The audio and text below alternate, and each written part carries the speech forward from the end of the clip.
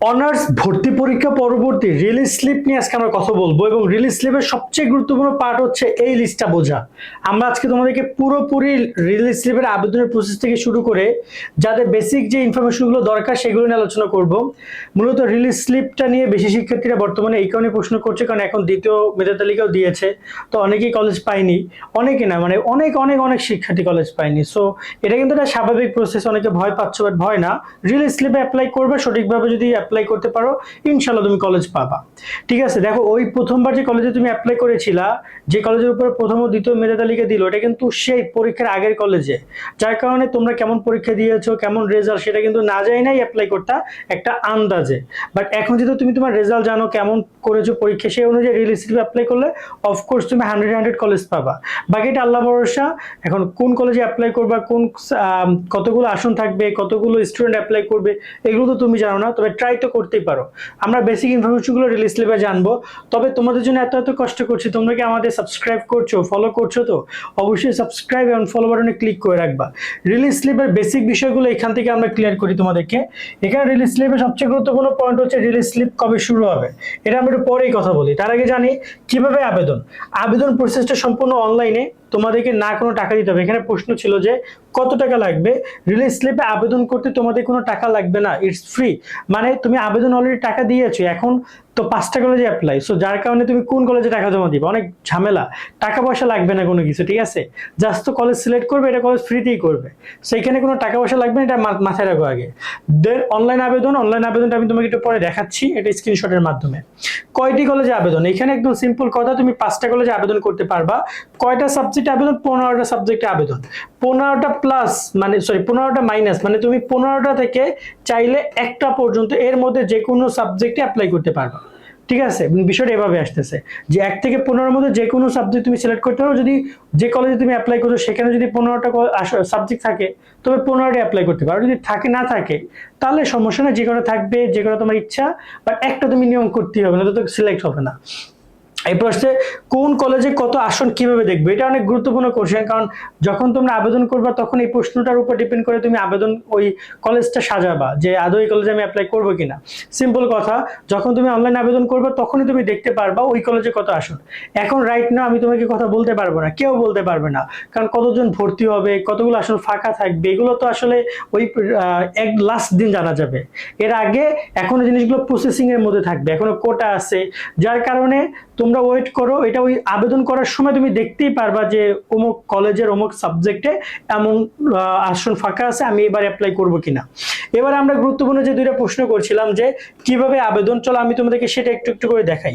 তোমরা খেয়াল করো, তোমরা এই পেজটার সাথে সবাই কম বেশি পরিচিত, তোমরা একটু নোটিস করো এই পেজে তোমরা এই পেজটা মানে কিন্তু একদম সরাসরি আবেদনের পেজ না, বাট এই যে 3 নম্বর স্টেপটা দেখো, যেখানে তুমি কলেজের তুমি কোন কোন সাবজেক্টে আবেদন করতে পারবা, তোমার কলেজ সিলেকশন, এখানে সাবজেক্ট সিলেকশন, এখানে subject list, priority subject list, এগুলো তুমি পাচ্ছ।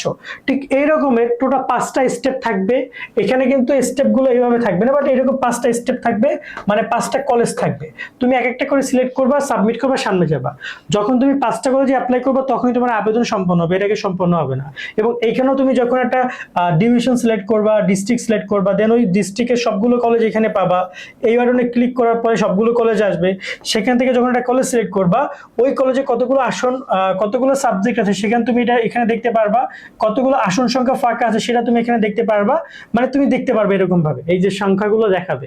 দেন তোমার যেটা যেটা পছন্দ সেটার উপরে ক্লিক করলে সেটা তোমার এই পাশে প্রায়োরিটি লিস্টে চলে আসবে। দেন তুমি সেগুলোর উপরে অ্যাপ্লাই করে তুমি নেক্সট বাটনে চলে যাবে। জাস্ট কাজ এইটুকুই, মানে খুব কঠিন কিছু না। যেভাবে তোমরা নর্মালি আগে একটা সাবজেক্ট সিলেক্ট করে একটা কলেজ সিলেক্ট করেছিলে এভাবে, এখন ঠিক একইভাবে 5টা কলেজে অ্যাপ্লাই করা লাগবে। এটা তোমাদেরকে আবেদন কিভাবে করবা এগুলো নিয়ে টেনশন কেন করছো, আমরা তোমাদেরকে দেখাই দিব। ওকে, পরবর্তী পর্বে আমরা যাই যে এই যে এখানে তোমরা খেয়াল করো, একজন শিক্ষার্থী কিন্তু এটা গত বছরের আবেদন। তো গত বছরের আবেদন আমি মূলত চ্যাটজিপিটি দিয়ে একটু নিজের মতো করে তোমাদেরকে বড় করার জন্য একটু আলাদাভাবে লিস্ট করছি, বাট এরকম ভাবে এত কালারফুল আসবে না। ঠিক আছে, তো এখানে ও কি করেছিল গত বছর, দেখো চয়েস লিস্টে ও 1 2 3 4 5-এ Rajshahi college, Rajshahi government city college, Rajshahi new degree government college, government Azizul college, Sirajganj government college, এই টোটাল 5টা গভর্নমেন্ট কলেজে অ্যাপ্লাই করেছে। তো এখানে একটা ভুল করেছে, ওর 2টা গভর্নমেন্ট কলেজ রাখা উচিত ছিল, 3টা বেসরকারি কলেজ রাখা উচিত ছিল, বাট যাই হোক করেছে। ও অবশ্য রেজাল্ট ভালো ছিল এবং ও 5 নম্বর কলেজ অর্থাৎ সিরাজগঞ্জ গভর্নমেন্ট কলেজে চান্স পাইছিল, আমি যতটুকু খেয়াল আছে, এটা আমাদের স্টুডেন্ট ছিল ছোট ভাই। তো এবার যদি আমরা দেখি কিভাবে অ্যাপ্লাই করেছিল, ও একে রেখেছিল 1 নম্বর যে কলেজটা রেখেছিল রাজশাহী কলেজ, সেখানে পলিটিক্যাল সায়েন্সকে রেখেছিল 1-এ, 2 history, 3 social work, Islamic history দিছে 4-এ, ইসলামিক হিস্ট্রি অ্যান্ড ফিজিওলজি দিছে 5-এ, ঠিক আছে, ফিলোসফি দিছে 5-এ। টোটাল এই 5টা কলেজে সাবজেক্ট অ্যাপ্লাই করছিল। ও 2 নম্বর রাজশাহী গভর্নমেন্ট সিটি কলেজে Bangla, economics, history, Islamic history, এই টোটাল 4টা সাবজেক্ট অ্যাপ্লাই করছে। ঠিক এরকম ভাবে করে করে ও অ্যাপ্লাই করছে। এখন ওরা যেটা করেছে, তোমাদের আবেদনের ক্ষেত্রে তোমরা খেয়াল করবা, তোমাদের প্রথম আবেদন, তুমি যখন রিলিজ স্লিপ আবেদন করবা, তোমার কিন্তু আবেদনটা প্রথমে যাবে রাজশাহী কলেজের কাছে। রাজশাহী কলেজ তোমাকে নেওয়ার ট্রাই করবে, দেখলো যে তোমার থেকেও বেটার স্টুডেন্ট পাইছে, তখন রাজশাহী কলেজে কেউই তোমাকে নিবে না এই 5 ডিপার্টমেন্টের। তখন তোমার আবেদনটা যাবে 2 নম্বরে রাজশাহী গভর্নমেন্ট সিটি কলেজের কাছে, মানে এটা উদাহরণস্বরূপ। এরপরে যাবে 3 নম্বরের কাছে, 3 নম্বর যদি না নেয় 4 নম্বরের কাছে যাবে, 4 নম্বর না নেয় তখন আসবে 5 নম্বরের কাছে। এখন যদি 5 নম্বর নিয়ে নেয় তাহলে তুমি ভর্তি হতে পারবা। এবং রিলিজ স্লিপে কোনো প্রকার মাইগ্রেশন নাই যে তোমাকে 5 নম্বর নিছে, তোমার এখন মাইগ্রেশন 1 আছে, তোমার উপরে 4 জন কেউ নিতে পারবে, এরকম কোনো মাইগ্রেশন নাই। Release slip basic release slip. তো আশা করি আমরা তোমাদেরকে ক্লিয়ার করতে পারলাম যে রিলিজ, এখানে তোমার এই পুরো ব্যাপারটা কি হবে। এর থেকে আসলে সহজ করে আসলে আর বুঝতে পারছি না, আপাতত আমি আমার জায়গা থেকে ট্রাই করলাম। তারপর তোমাদের আর কোনো প্রশ্ন থাকলে তোমরা কমেন্টে জানাইও, ঠিক আছে।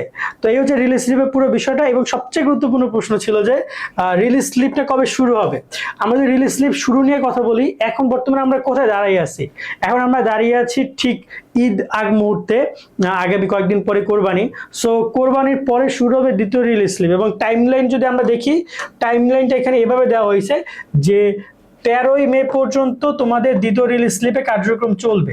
এরপরে কিন্তু আবার কোটা রয়েছে, তো কোটা সর্বোচ্চ আমি আশা করি 20 মের মধ্যে কোটারও রেজাল্টটা দিয়ে দিবে।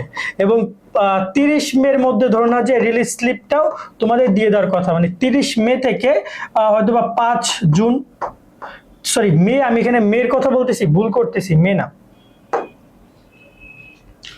এখানে টাইমলাইনটা নিয়ে আমি একটু কথা বলি। টাইমলাইনটা তোমরা খেয়াল করো, তোমাদের যে এখন পর্যন্ত টাইমলাইন দিয়েছে, এখন আমরা যেহেতু পরবর্তী সময় কথা বলছি, 13ই জুন পর্যন্ত তোমাদের কিন্তু রিলিজ স্লিপ দ্বিতীয় মেধা তালিকার কাজ করবে। দ্বিতীয় মেধা তালিকার কাজ শেষে ধরে নাও যে আমি যদি বলি দ্বিতীয় মেধা তালিকার কাজ শেষ করে তোমাদের 20 জুনের মধ্যে তোমাদের হচ্ছে কোটার রেজাল্টটা দিবে। এবং আশা করা যায় যে 30 জুনের মধ্যে তোমাদের কোটার কাজ শেষ করবে। এর পরবর্তী শুরু হবে জুলাই, এবং এই জুলাইতেই তোমাদের রিলিজ স্লিপের কাজগুলো তারা করবে। ওকে, এর আগে তারা করবে না, অতটুকু ধারণা জুন মাসটা পুরোটাই চলে যাবে। সো তোমরা আপাতত অপেক্ষা করো, কবে দিবে কি দিবে সবকিছু তোমাদেরকে আমরা জানিয়ে দেওয়ার চেষ্টা করব যথাসময়ে। আজকের মতো ভিডিও আমরা এখানে শেষ করছি। সকল অনেক অনেক ভালো থাকবা। আল্লাহ হাফেজ।